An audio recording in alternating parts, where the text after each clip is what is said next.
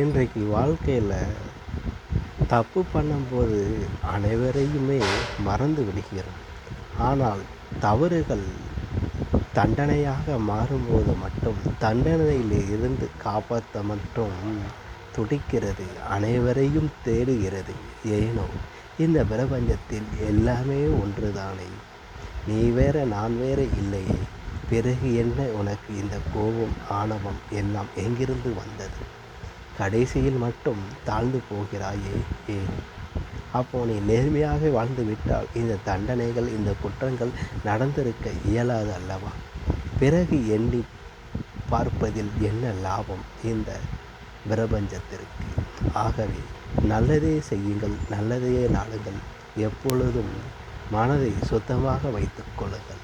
அதுவே உங்களுக்கு நல் சான்றிதழை வழங்கும். நன்றி.